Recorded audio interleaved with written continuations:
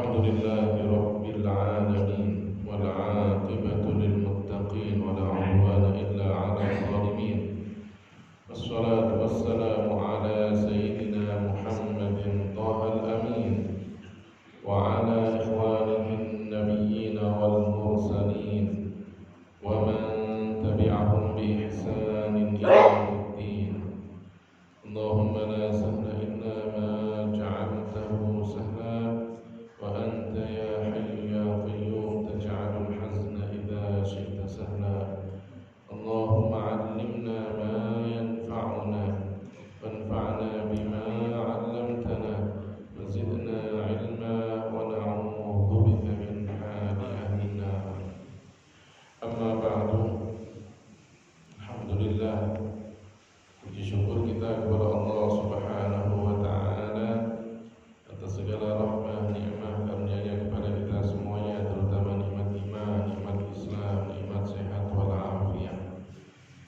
Nikmat bisa melaksanakan ibadah kepada Allah Subhanahu wa taala, sehingga pada pagi hari ini kita sama-sama hadir ke masjid yang penuh barokah ini untuk sama-sama kita melaksanakan sholat subuh berjamaah. Kemudian kita lanjutkan dengan mudzakarah ilmu agama, i'tikaf di dalam masjid. Mudah-mudahan apa yang kita lakukan semuanya kita niatkan ikhlas karena Allah Subhanahu wa taala, agar kita mendapatkan balasan pahala dari Allah Subhanahu wa taala. Salawat dan salam semoga tercurahkan kepada baginda kita Nabi Muhammad sallallahu alaihi wasallam, orang yang sangat kita rindukan, orang yang selalu kita harapkan syafaatnya. Mudah-mudahan Allah Subhanahu wa taala memberikan kepada kita taufiknya sehingga kita senantiasa menjalankan ajaran Rasulullah sallallahu alaihi wasallam, menerapkan syariat beliau, senantiasa berselawat untuk Rasulullah sallallahu alaihi wasallam. Pada akhirnya kita mendapatkan syafaatul 'uzma dari beliau baginda kita Nabi Muhammad sallallahu alaihi wasallam. Para jemaah yang dimuliakan oleh Allah Subhanahu wa taala, mari sama-sama kita niatkan i'tikaf selama kita berada di dalam masjid ini, dan kita niatkan ikhlas di dalam mudzakarah ilmu agama ini. Kita sampai pada pasal fi dzikri amarat iqtirabis sa'ah, pasal tentang penyebutan tanda-tanda dekatnya hari kiamat, halaman 25. Bismillahirrahmanirrahim. Qala asy-syaikh Hashim Asy'ari rahimahullahu rahmatan wasi'ah wa nafa'ana bihi wa bi 'ulumihi fid dharain amin. Faslun, inilah fasal fi dzikri amarat iqtirabis sa'ah, dalam menyebutkan tanda-tanda dekatnya hari kiamat. Jadi kalau kita bicara tanda-tanda hari kiamat, memang kan banyak sekali. Ada tanda-tanda hari kiamat yang kecilnya, ada tanda-tanda hari kiamat yang besar. Yang disebutkan oleh Hadratus Syekh Hashim Asy'ari itu ada tanda-tanda kiamat yang kecil di awal-awal kitab ini atau pembahasan dalam pasal ini. Kemudian juga nanti di akhir disebutkan sebagian dari tanda-tanda hari kiamat yang besar. Beliau memulai dengan mengatakan wahiya katsiratun, tanda-tanda hari kiamat yang kecil itu banyak sekali. Minha, di antaranya adamul musaidi wal muawini 'ala din. Tidak ada orang yang bantu, orang yang menolong dalam urusan agama. Jadi kalau dalam urusan agama untuk kemudian diminta tolong susah sekali. Kalau kita diajak kumpul, kayak ini, diajak kumpul untuk datang ke majelis ilmu, dengan kumpul untuk nonton bareng, atau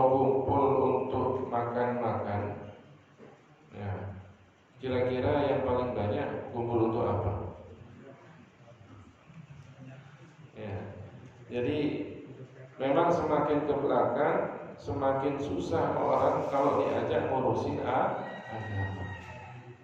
Ya, tapi kalau untuk ngurusin dunia senang sekali. Kalau untuk urusan bisnis duniawi senang sekali. Ya, kalau kemudian ada konser apa ini yang sekarang lagi viral? Ya, itu kemudian senang sekali, semuanya membela konser gitu kan. Kenapa dilarang gitu kan? Ya. Ya. Tapi kalau untuk urusan agama, orang kemudian diajak susah sekali. Ya. Datang ke majelis ilmu susah sekali. Ya. Padahal majelis ilmu itu kan dinaungi oleh malaikat. Ya, tahuffuhul malaika. Malaikat mendoakan orang yang datang ke majelis ilmu. Kayak kita datang seperti ini, kemudian kita niatnya ikhlas karena Allah Ta'ala, didoakan oleh malaikat sampai selesai. Ya. Majelis-majelis ilmu, majelis-majelis yang berkah. Kalau kita kemudian meluangkan waktu kita untuk agama, maka sungguh luar biasa. Ya. Nafas kita, ya, waktu kita manfaatkan untuk agama, itulah yang nanti kita dapatkan pahalanya di akhirat. Tapi kalau kemudian nafas kita hanya kita menggunakan untuk dunia semata, maka kemudian apa? Ya sudah hilang begitu saja. Ya makanya para ulama, orang-orang yang soleh begitu luar biasa memanfaatkan waktunya untuk ibadah. Subhanallah, saya selama dalam tadi jalan itu ke sini mikir-mikir gitu tentang guru-guru kita yang kebetulan saya membarengi beliau itu. Jadi sekarang kan lagi ada guru kita namanya Syekh Salim Anwar, ya, di Australia. Beliau ketika datang hari Jumat, datang hari Jumat itu sakit. Jumat, Sabtu, kemudian hari Ahadnya itu masih sakit, pilek flu luar biasa. Padahal acara beliau seminar atau konferensi internasional itu dibuka hari Ahad malam, sakit. Bahkan kemudian di hotel itu nggak mau pakai AC karena saking dinginnya badannya, ya, flu berat. Ya. Tapi alhamdulillah orang-orang yang semangat untuk melakukan kebaikan itu kan. Ya, meskipun sakit jauh-jauh dari Australia ke Indonesia dalam keadaan sakit, tetap aja diikuti. Ya, tapi itulah ya kuasanya Allah Subhanahu wa Ta'ala. Mulai dari awal acara sudah mulai enakan, sembuh. Hari kedua lebih sehat lagi, sampai sekarang lebih sehat lagi, malah justru saya yang sakit gitu kan. Inilah orang yang soleh gitu kan, orang-orang yang baik gitu kan. Ya, untuk urusan agama nggak mengenal rasa capek. Mungkin juga kita mengenal guru-guru kita, ya, di antaranya yang saya pernah dengar, Muallim Syafi'i Hazami. Muallim Syafi'i Hazami kalau kemudian ya, beliau ngajar merasakan nikmat dalam ngajar. Sakit pun juga ngajar. Kenapa? Dengan ngajar pun, ya, dengan mengajar sakitnya hilang. Ya, beda dengan kita. Ya. Kalau kemudian disuruh datang ke majelis ilmu, ya, justru apa? Sakitnya yang datang, pusing, nggak nyaman gitu kan, ya, ada aja alasannya gitu kan. Nah, inilah akhir-akhir zaman itu memang orang tidak sama dengan waktu dulu. Orang untuk diajak ke majelis-majelis ilmu dulu itu gampang sekali. Ya, padahal ketika waktu itu kan belajar ilmu agama kan susah sekali. Tidak seperti sekarang. Kita sekarang nyaman, enak gitu kan. Belajar di ruangan yang ber-AC, pakai mic ini kan semuanya dengar meskipun jauh. Ya, karena saking nyamannya belajarnya, semuanya bersandar, gitu kan? Ya kan? Karena saking enaknya, mudahnya mendengarkan suaranya muallim, ustaz gitu kan? Ya sudah, dari jauh pun juga dengar. Sampai kemudian ada juga yang mendengarkan mungkin jauh sekali di belakang sana, dengar. Tapi lama-kelamaan ya bukan mendengar gitu kan? Ya, pikirannya ke sana kemari. Orangnya hadir tapi pikirannya enggak hadir. Itu kan banyak gitu kan? Ya. Kalau dulu tidak, orang benar-benar datang ke majelis ilmu untuk belajar. Karena susahnya mendengar suaranya seorang guru, maka mereka mendekat semuanya, nggak ada yang berjauhan. Ya. Sehingga kalau mendekat kan serius mereka kan. Ya, beda dengan orang sekarang ini, semuanya menjauh. Saya kadang kalau saya ngajar itu kan, saking masjidnya saking besarnya, semuanya berada di pinggir semuanya. Ustaznya di tengah-tengah, nggak ada sandarannya, semuanya minggir semua. Ya, gitulah. Wa huwa qauluhu sallallahu alaihi wasallam. Dan ini berdasarkan sabda Rasulullah sallallahu alaihi wasallam. Ya'ti 'alan nasi zamanun as-sabiru 'ala dinihi kal qabidi 'alal jamri. Rawahu Tirmidzi an Anas bin Malik radhiyallahu anhu. Jadi hadis Rasulullah mengatakan akan datang nanti di masyarakat ini satu masa orang yang sabar membela agamanya itu kal qabidi 'alal jamri, bagaikan orang yang memegang bara api. Orang yang sabar membela agama itu bagaikan orang yang memegang bara api. Bagaimana orang yang memegang bara api? Ya, dipegang panas, dilepas mati. Ya, susah sekali artinya menerapkan agama itu di akhir zaman. Ya, kalau kemudian kita lepaskan, gak ada yang mengambilnya, gak ada yang mengurusinya. Ya. Tapi kalau kita pegang, susah sekali, gak ada yang mau menolongnya. Ya.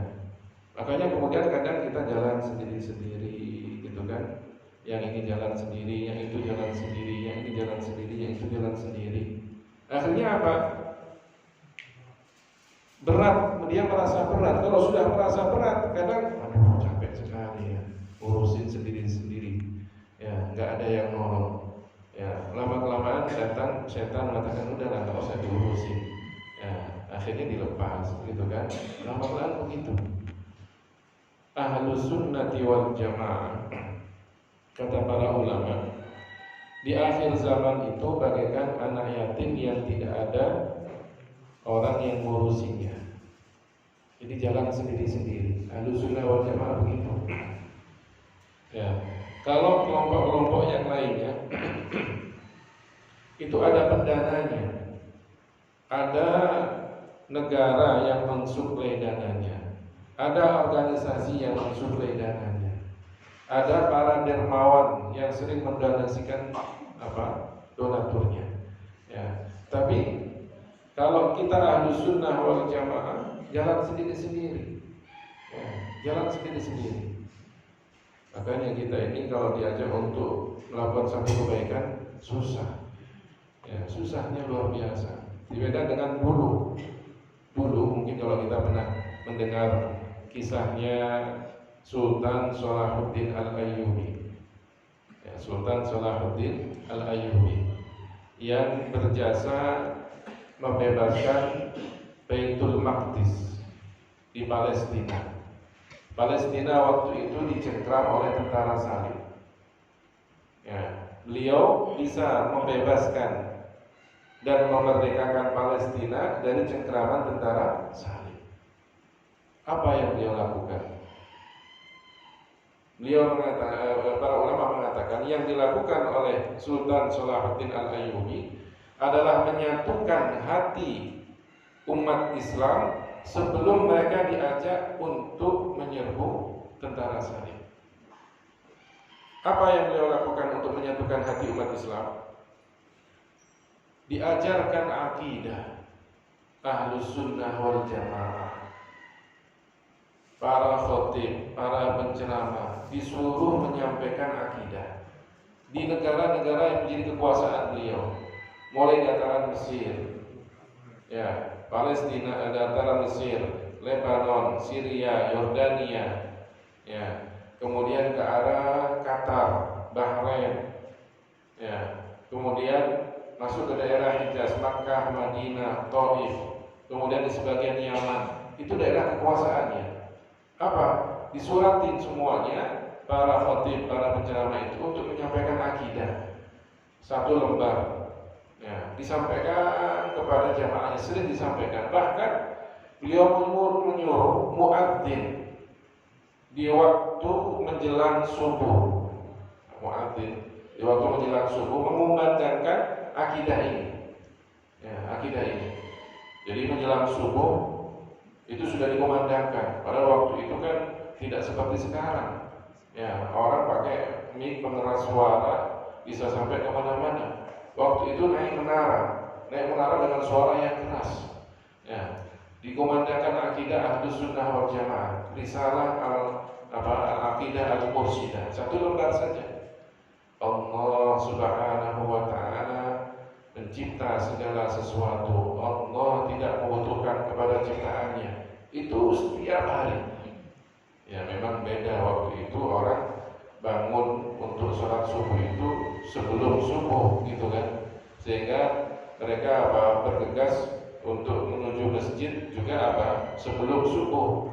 Beda dengan orang sekarang kan, ya, baru mau datang ke masjid kalau sudah azan. Itu pun kalau ada niatan untuk datang ke masjid. Ada juga yang sudah mendengar azan, selimutnya masih ditarik lagi begitu kan, ada yang begitu kan. Ya, beda memang. Ya, kalau dibilang dikumandangkan menjelang subuh memang ada yang mendengar gitu kan. Dulu memang begitu. Ya, muadzinnya orang yang mengenal agama, tahu agama. Ya, kemudian masyarakatnya pun juga orang yang senang untuk menuntut ilmu agama. Setelah kemudian semuanya memahami akidah Ahlus Sunnah yang sama, maka kemudian ketika diajak oleh Sultan Salahuddin Al-Ayyubi untuk menyerbu Palestina atau menyerbu tentara salib yang menguasai Palestina, maka semuanya berbondong-bondong dengan sukarela. Ya, dengan sukarela. Akhirnya bisa membebaskan Baitul Maqdis dari cengkraman tentara salib yang sebelumnya tidak pernah ada yang bisa melaksanakan. Sekarang kalau seandainya ada yang diajak untuk membebaskan Palestina dari penjajahan Yahudi, yang berangkat mungkin dari awal banyak, yang berangkat katakan 20.000 tentara. Nanti di tengah perjalanan ada yang mengundurkan diri, jadi 15.000. Nanti sudah di perbatasan, mengundurkan diri lagi, jadi 5.000. Akhirnya kalau sudah mau menyerang, mundur lagi. Kenapa? Karena berselisih paham. Kalau sekarang ini kan akidahnya aja sudah banyak berselisih paham, gitu kan? Bagaimana kalau kemudian mau bersatu kita ini? Ya, makanya orang yang memegang teguh dengan ajaran ilmu agama, bagaikan orang yang memegang bara api, dipegang panas, dilepas mati. Ya, susah sekali. Wa minha, dan di antara tanda hari kiamat itu, yakunu fi akhir zaman, ada di akhir zaman, ubadun juhalun, orang yang zahirnya kita lihat ahli ibadah, tapi juhalun, bodoh-bodoh, hanya zahirnya saja bawa tasbih, tapi kemudian yang dibaca tidak benar, cara bacanya tidak benar. Zahirnya saja dia sering datang ke masjid, rajin banget ke masjid, tapi cara sholat pun juga dia tidak tahu. Ubadun juhal, wa qurra'un fasaqah, dan orang-orang yang baca Al-Quran, tapi orang-orang itu adalah orang-orang yang fasik, hanya bermodalkan suara yang bagus, pinter bacaannya, tajwidnya, tapi sesungguhnya orang ini adalah orang-orang yang fasik. Ketika baca Al-Quran enak didengar, tapi kemudian di luar sana dia melakukan kemaksiatan. Orang-orang yang fasik. Rawahu Abu Nu'aim fil Hilyah wal Hakim fil Mustadrak an Anas radhiyallahu anhu ayat. Jadi ada dua hal ini yang disebutkan dalam hadis ini. Apa yang pertama? Orang-orang yang beribadah tapi kemudian mereka tidak berilmu. Gambarannya saja dia sering datang ke masjid, zahirnya saja dia sering ibadah puasa, Zahirnya saja kemudian jenggotnya dipanjangkan, bawa tasbih kemana-mana, udeng-udengnya dibesarkan, itu kan zahirnya begitu. Tapi sungguhnya dia tidak belajar ilmu agama. Aturan kalau kita mau beribadah kan harus tahu ilmunya. Zikir saja harus tahu ilmunya. Zikir, ya zikir saja harus tahu ilmunya. Ya, tidak bisa kemudian orang zikir seenaknya. Baca lafaz la ilaha illallah, baca lafaz tauhid la ilaha illallah. Itu pun juga harus tahu ilmunya kan. Tidak boleh seenaknya. Tidak boleh kemudian ya bacanya pendek, tidak ada yang dipanjangkan pada lafaz Allah. Ya baca la ilaha illallah, la ilaha illallah, la ilaha illallah. Kan banyak yang bikin seperti itu kan. Ya. Memang kemudian huruf-hurufnya sama, tapi kan bacanya beda. Ya. Bahkan kemudian ada cepat sekali bacanya. Kenapa? Karena ingin mengejar hitungan ya 100, 200 kali. Ya, tidak benar, tidak boleh. Ya. Bacalah zikir-zikir itu sebagaimana yang tertulis di dalam Al-Qur'an dan hadis. Bacalah zikir-zikir itu sebagaimana yang diucapkan oleh Rasulullah Shallallahu Alaihi Wasallam. Ya, panjang pendeknya itu harus benar. Ya, meskipun kita seandainya zikirnya tidak sampai ratusan, tapi kalau kemudian zikirnya hanya puluhan dan dibaca dengan benar, lebih baik daripada mereka yang berzikir ya ratusan bahkan ribuan tapi tidak ada yang benar sama sekali. Sama dengan orang yang sholat, zahirnya kemudian sholat, ya ada rukuknya, gambarannya ada rukuknya, ada sujudnya, tapi sungguh apa yang dia lakukan tidak ada yang benar sama sekali. Makanya kemudian kita ini jangan pernah malu untuk belajar meskipun sudah tua. Kalau memang tidak tahu bagaimana cara sholat yang benar, bertanya kepada seorang ustaz. Ya ustaz, bagaimana ini saya cara sholatnya? Ya, kalau memang kemudian kita tidak bisa baca Al-Fatihah dengan benar, bertanyalah kepada ustaz. Jangan kemudian malu mau sholat juga tidak ada yang tahu. Yang penting kan saya jadi makmum gitu kan. Ya kecuali kalau saya jadi imam gitu kan. Nah, kalau jadi makmum tidak ada yang tahu kan. Yang penting kan bes gitu atau suaranya bibirnya bergerak-gerak gitu. Ya tidak. Ya. Rubba qa'imin laisa lahu min qiyamihi illa as-sahru wa rubba sha'imin laisa lahu min siyamihi illa al-ju' wal 'atashu. Kata Rasulullah SAW, berapa banyak orang yang bangun malam tidak mendapatkan pahala dari bangun malamnya kecuali apa? As-saharu, ya, bergadang, tidak tidur semalaman, gitu kan? Warubba shaimin, berapa banyak orang yang zahirnya puasa, tidak makan, tidak minum, tapi tidak mendapatkan pahala kecuali apa? Menahan lapar dan dahaga. Dulu ya, pada masa Sayyidina Ali bin Abi Thalib ya, beliau pernah mengatakan ma aktsara dhajij wa ma aqalla al-hajij. Ya, sungguh banyak gemuruhnya orang yang datang ke Masjidil Haram untuk melaksanakan ibadah haji. Kalau kita sekarang kan lihat saudara-saudara kita yang diberikan oleh Allah Ta'ala rizki, anugerah, kesempatan berangkat haji, mulai berangkat haji kan. Tapi apa kata Sayyidina Ali? Ma aktsarud dhajij. Sungguh banyak gemuruh orang yang melaksanakan ibadah haji. Banyak gemuruh, baca talbiyah, baca tahlil, baca tahmid, baca takbir. Ya. Wa ma aqallal haji, tapi sedikit orang yang hajinya sah. Dulu pada masa siapa? Khalifah Ali bin Abi. Kalau pada masa dulu aja banyak yang hajinya nggak sah, bagaimana dengan sekarang? Orang itu kalau mau haji atau katakan umroh lah, mau umroh, ya belum pernah melaksanakan ibadah umroh. Ya, pertama kali melaksanakan ibadah umroh, daftar ke sebuah travel, perjalanan biro perjalanan haji dan umroh, itu kan biasanya manasiknya berapa kali? Yang pernah haji dan umrah, berapa kali manasiknya? sekali dikumpulkan di satu ruangan gitu kan, diberikan manasik umroh itu sekali, sampai kemudian nanti terakhir praktek pakai apa, pakaian ihram. Orang nggak pernah umroh, tidak pernah belajar tentang rukun-rukun umroh.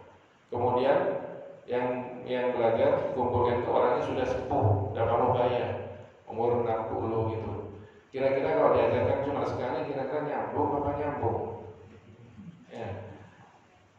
Waktu itu ya nyambung di ruangan itu kan, oh iya gitu kan. Setelah itu lupa. Yang ada nanti ini buku panduannya dibaca sendiri. Orang sudah 60 tahun, apalagi yang dari kampung-kampung begitu kan, dari desa-desa, ini buku panduannya. Emang mau dibaca setelah itu? Enggak. Nanti kalau kemudian waktu umroh dikalungkan, tidak dibaca sama sekali. Gitu kan? Hanya dikalungkan saja. Yang seperti itu bagaimana umrohnya? Ya, bagaimana kalau kemudian hajinya? Ya, nunggu puluhan tahun. Ya, bayarnya sudah mahal, apalagi sekarang. Ya, hampir 2 kali lipat begitu kan bayarnya. Tapi kemudian prakteknya, bimbingannya hanya beberapa kali saja. Ya, emangnya kemudian setelah itu kita pelajari lagi di rumah? Enggak, kadang sudah selesai mendengar ya pulang, nanti datang lagi mendengar pulang, begitu kan?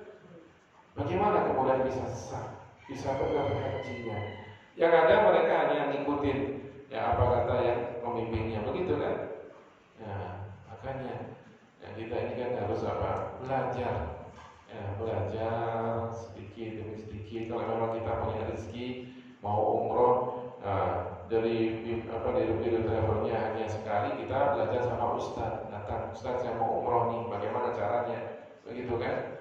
Ya, belajar langsung kepada beliau, kemudian tata caranya, prakteknya, ya nanti dengan biru perjalanan haji dan umrohnya bisa.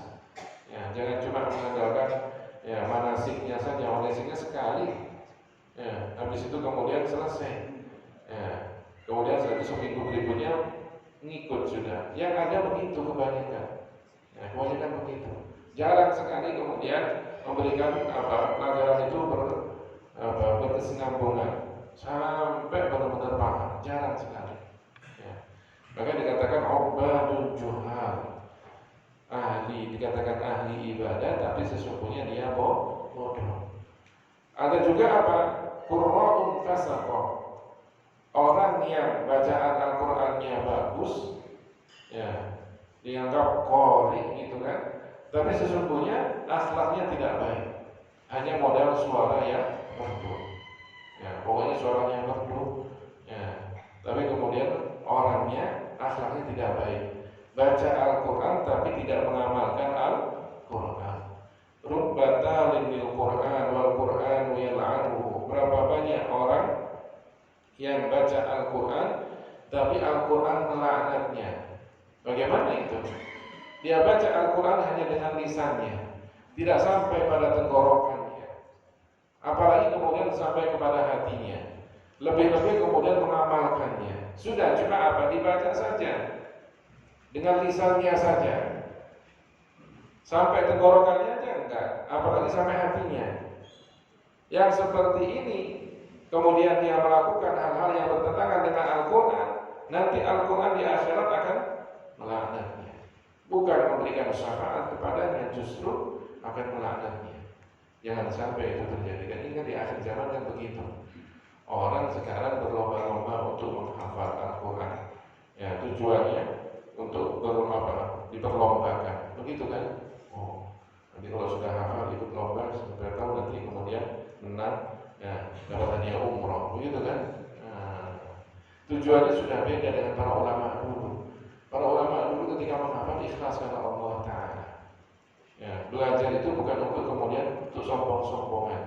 Belajar dihafal dari lembar per lembar dihafal dari ujung atas sampai ujung bawah itu kan, dihafal nomornya, dihafal juga baris-barisnya, kemudian diujikan gitu kan, biar viral. Nah, jadilah kemudian ini orang yang hafid luar biasa. bisa hafal Al-Quran lembar per lembar, halamannya pun juga hafalnya. Nah, kalau tujuannya seperti itu, nanti akan datang orang yang lebih pintar, orang yang lebih pintar, orang yang lebih pintar, tapi nggak ada keberkahan. Makanya dulu kalau ulama-ulama dulu, pesantren-pesantren salafiyah tradisional milik guru-guru kita dulu, kiai-kiai kita dulu, nah, nggak ada yang kemudian mengatakan nanti kalau kamu mondok di sini, ya kalau ada lomba kamu ikut ya. Nah, nggak ada.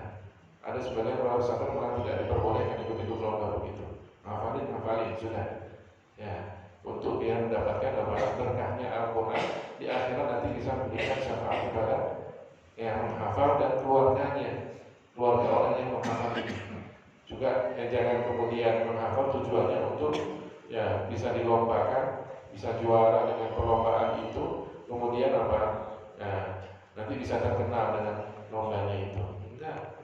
Ya, dari awal saja kan sudah beda niatnya. Kalau niatnya untuk tujuan-tujuan seperti itu ya mungkin dia akan bisa mendapatkan hadiah, ketenaran, terkenal. Tapi kan keberkahannya belum tentu. Ya, tapi kalau sudah niatnya dari awal ikhlas karena Allah Subhanahu wa Ta'ala dan Allah yang menentukan apa yang terjadi kemudian, maka insya Allah setiap kali dia menghafal, setiap kali dia baca Al-Quran ada pahalanya. Itu yang dikatakan berkah. Ya. Wa minha la taqumus sa'atu, tidak akan datang hari kiamat hatta yatabahan nasu fil masajid, sampai orang-orang itu berlomba-lomba dalam membangun masjid dengan bangunan yang indahnya luar biasa. Ya. Rawahu Imam Ahmad fi musnadihi. Ini diriwayatkan oleh Imam Ahmad dalam musnadnya, wa Abu Dawud fi sunanihi, dan Abu Dawud dalam sunannya an Anas radhiyallahu anhu. Jadi ini tanda hari kiamat. Ya, akhir-akhir yang menjelang hari kiamat.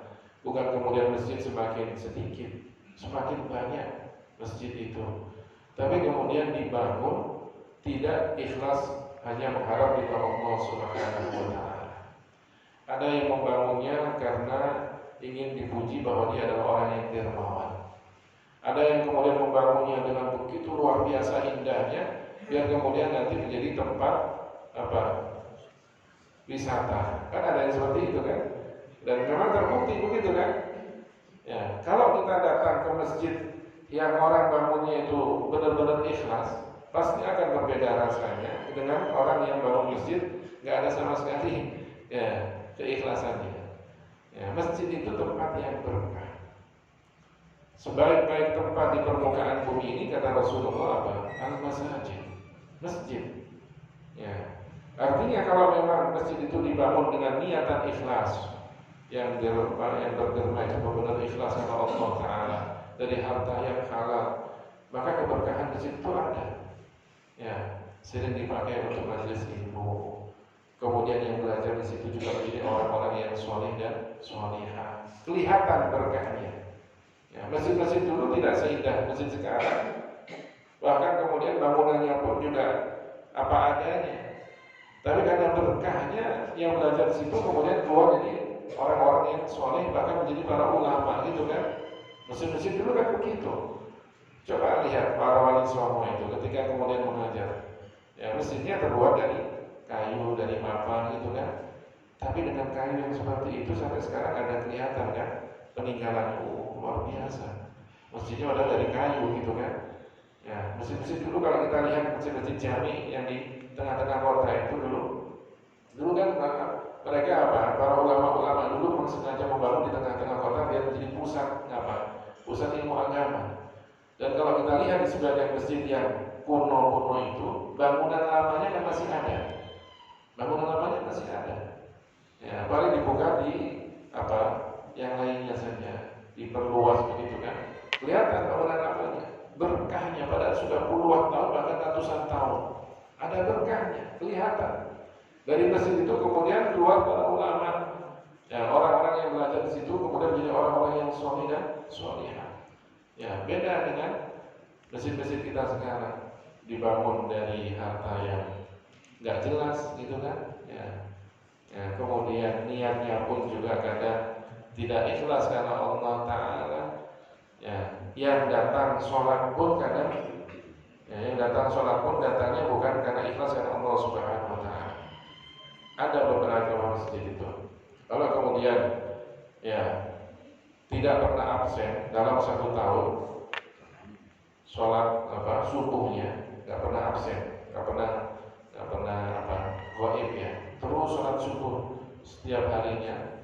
Nah, maka nanti dalam 1 tahun itu akan mendapatkan pahala, malah mendapatkan hadiah umroh.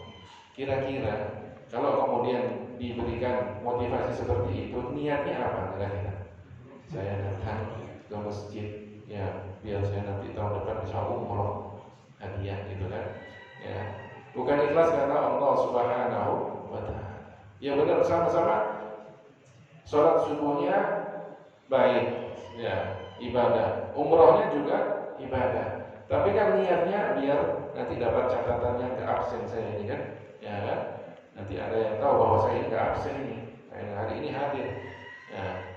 Kalau seandainya kira-kira seandainya menurut dia 1 tahun dia nggak absen, hadir terus, kemudian di akhir tahun ternyata dia nggak dapat umroh, kira-kira komplain apa enggak? Saya ini sudah 1 tahun ini saya bela-belain, kok malah saya yang mau memberangkatkan umroh sudah meninggal dunia. Ya kan? Ya kan? Ya, akhirnya ya nggak dapat umroh. Ya, coba kalau 1 tahun itu niatnya ikhlas karena Allah Subhanahu Wa Taala. Ya, luar biasa pahalanya. Ya kan, semakin ke belakang semakin kita ini, ya kadang memang ada motivasi untuk kebaikan, tapi kemudian merubah niat kita. Ada merubah niat kita. Kayak kita tadi menghafal Al-Quran, ada motivasi untuk menghafal Al-Quran. Tapi kalau kemudian sekarang menghafalnya hanya untuk diperlombakan, kan sudah berubah niatnya kan. Nah, kamu nanti belajar Al-Quran di sana, hafalin. Ya, siapa tahu nanti kalau kamu sudah hafal bisa ikut lomba. Enak kan dapat hadiah. Ya, hadiahnya kan nanti luar biasa. Begitu kan? Sudah berubah niat. Pelan-pelan kita ini kan sudah ya, ditipu dengan hal-hal semacam itu. Beda dengan orang-orang dulu yang benar-benar ikhlas karena Allah Subhanahu Wa Taala. Ini diantara tanda-tanda hari kiamat. Insya Allah nanti kita akan lanjutkan ya dengan tanda-tanda yang lainnya yang disebutkan oleh Hadratus Syekh Hasyim Asy'ari. Para jamaah yang dimuliakan oleh Allah Subhanahu Wa Taala, inilah kajian kita pada pagi hari ini. Mungkin di antara jamaah ada yang mau ditanyakan, persilakan.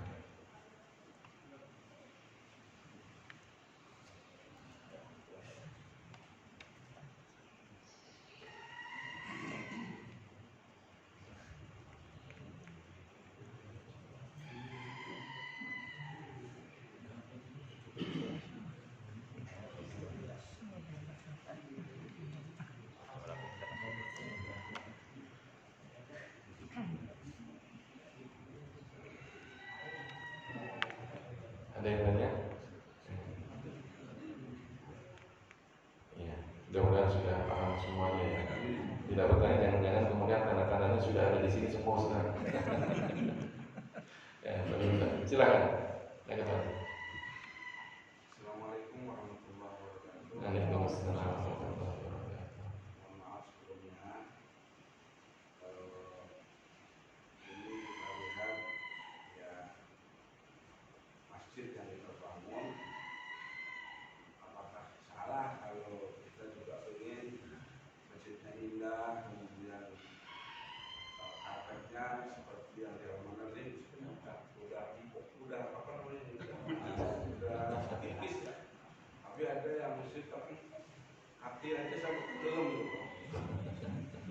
Jadi lebih nyaman, pakaian juga nyaman, enak, juga adanya dingin gitu kan. Ada yang masjid panas walaupun ada AC-nya gitu kan. Nah, apakah ini salah ya atau gimana gitu kan? Bangunnya pakainya malah di sana arahnya gitu. Iya. Kalau kemudian kita bangun masjid, memperindah masjid, ya, niatnya adalah agar orang yang ibadah itu merasa nyaman di dalam ibadahnya, boleh. Ya, boleh. Ya. Jadi kalau kita berikan fasilitas yang terbaik untuk para jamaah, tempat wudhunya enak, gitu kan, kamar kecilnya bersih, gitu kan. Kemudian masjidnya pun juga kelihatan indah, ya. Dan niatnya untuk yang ibadah di dalamnya itu merasa nyaman. Nyaman jangan sampai kemudian jadikan mereka tidur, gitu kan. Nah, jangan ya enak di masjid istirahatnya dingin misalnya, di mana nanti di kantor atau di ruangan itu kan. Nah, ada yang begitu kan. Ya. Kalau kemudian niatnya adalah niatnya baik, maka dapat pahala. Dan Rasulullah SAW dalam sebuah hadis beliau mengatakan, man jahhaza ghaziyan faqad ghaza.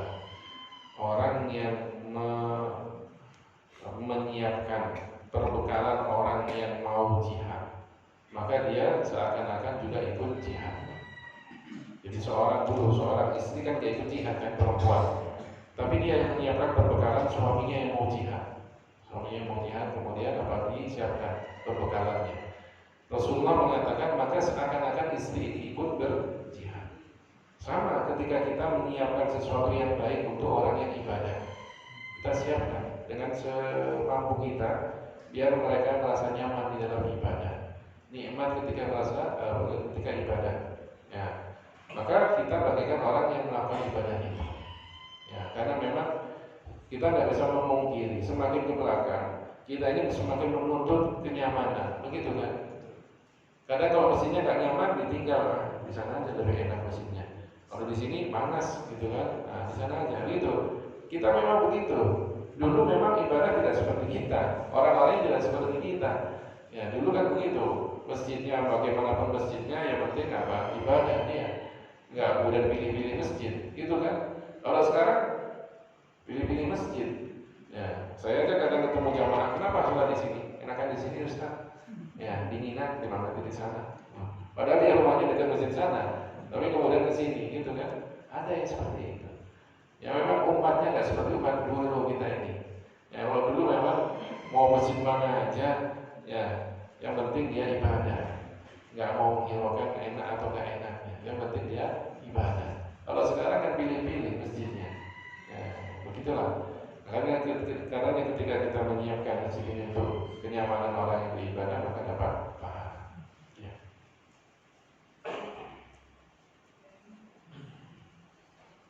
Silakan ibu-ibu jika ada yang menanyakan.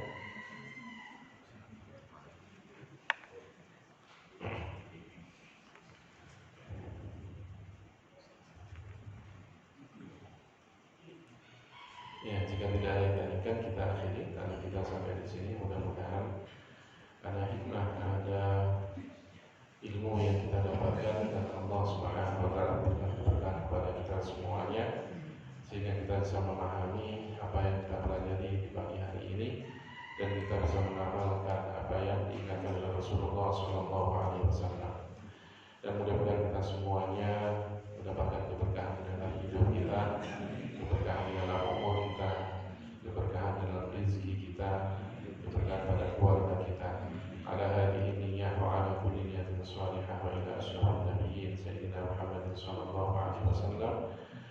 Al-Fatihah. A'udzu billahi minasyaitonir rajim. Bismillahirrahmanirrahim. Alhamdulillahi rabbil alamin. Arrahmanir rahim. Maliki yaumiddin. Iyyaka na'budu wa iyyaka nasta'in. Ihdinas siratal mustaqim. Siratal ladzina an'amta 'alaihim ghairil maghdubi 'alaihim waladdallin. Amin. Alhamdulillahi rabbil alamin. Hamdan wa kafiran wa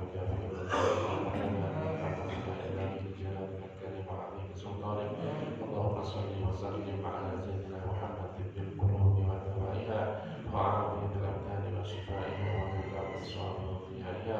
Allahumma inna nas'aluka at-taqwa wal huda wal 'afafa wal ghina. Allahumma inna bidzikrika wa syukrika wa husni ibadatik.